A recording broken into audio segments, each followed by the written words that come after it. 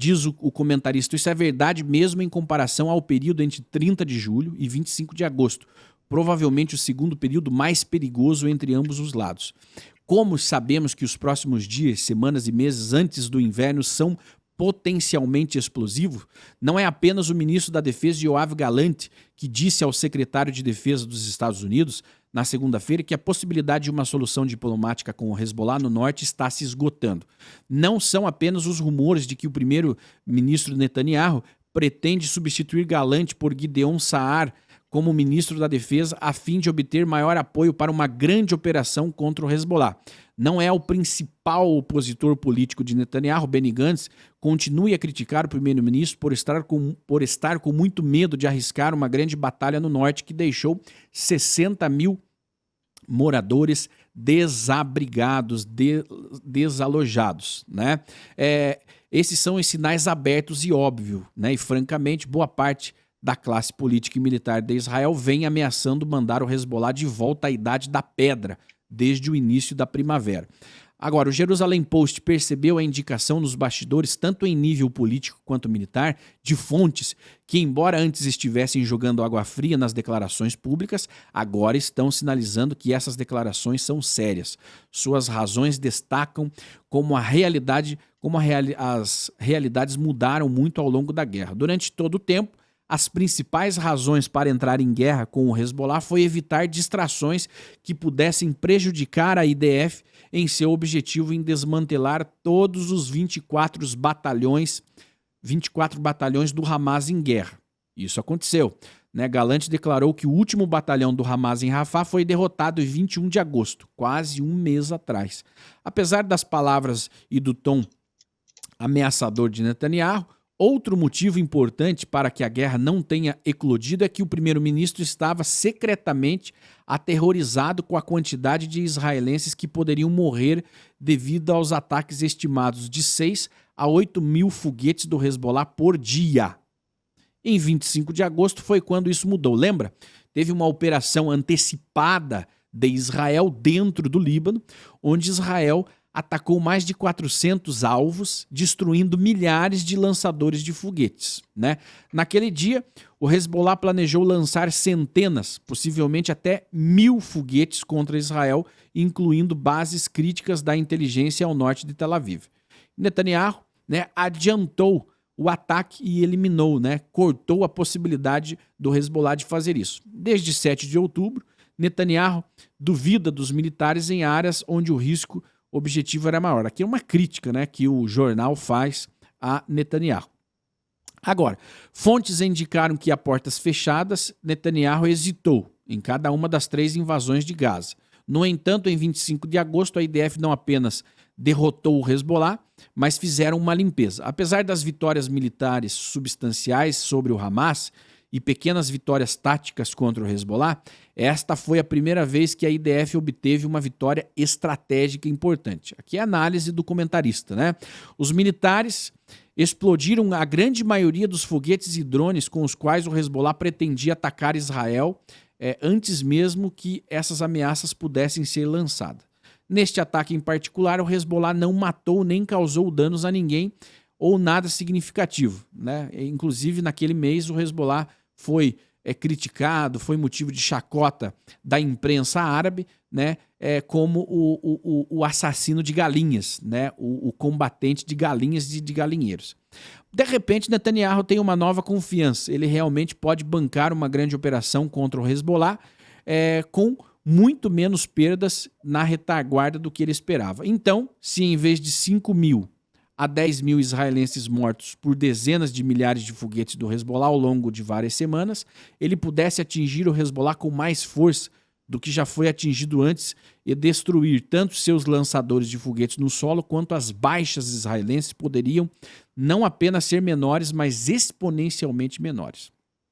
Outro fator era que, até agora, havia uma boa chance de que o Hamas concordasse com o cessar-fogo.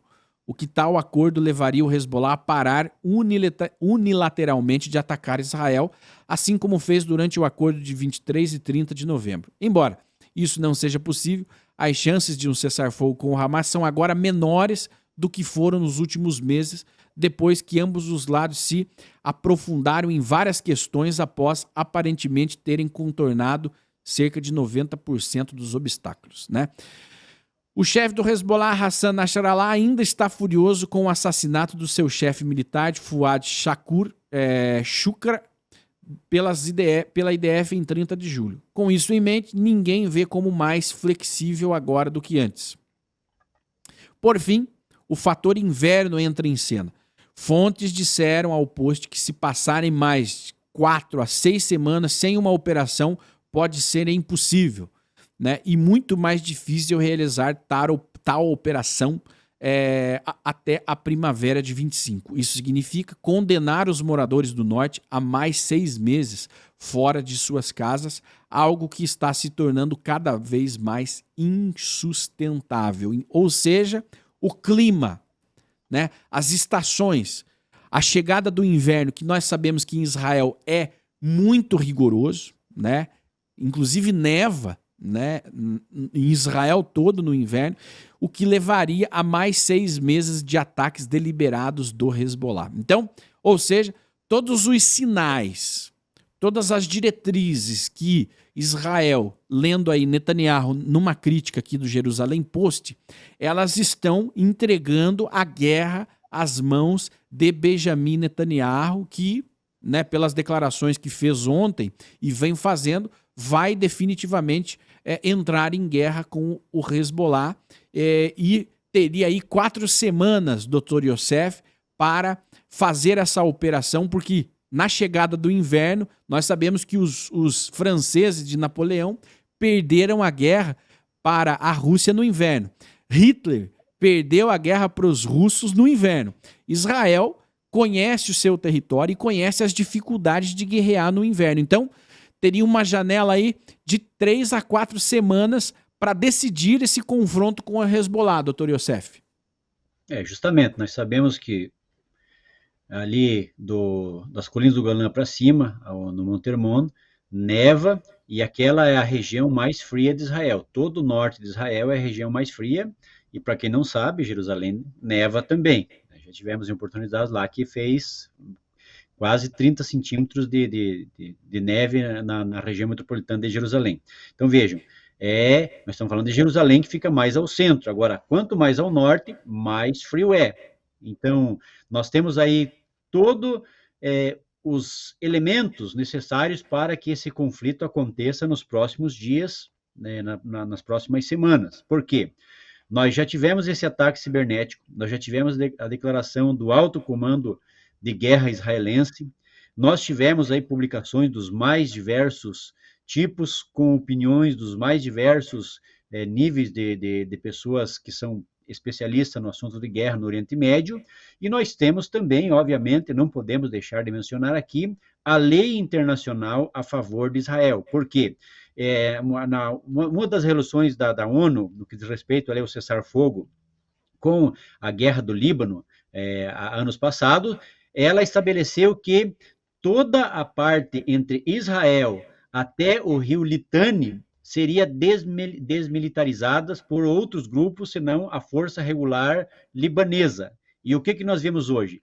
Toda essa faixa entre o rio Litani até as fronteiras mais próximas de Israel estão totalmente tomadas por esse grupo terrorista, que é o braço armado do Irã, ali na fronteira norte com Israel, que é o grupo Hezbollah. Então, Israel tem todo o aparato nas mãos para promover um ataque, como bem colocou o Shimon. Esse ataque deve acontecer de forma mais intensa e provavelmente com incursão terrestre nos próximos dias, nas próximas semanas. Esse é o cenário que se apresenta, não tem como ter uma visão diferente dessa que falamos. Pode ser que nem aconteça nas próximas semanas, mas esse é o cenário perfeito, onde todos os elementos congregados, eles apontam para que está iminente essa inserção.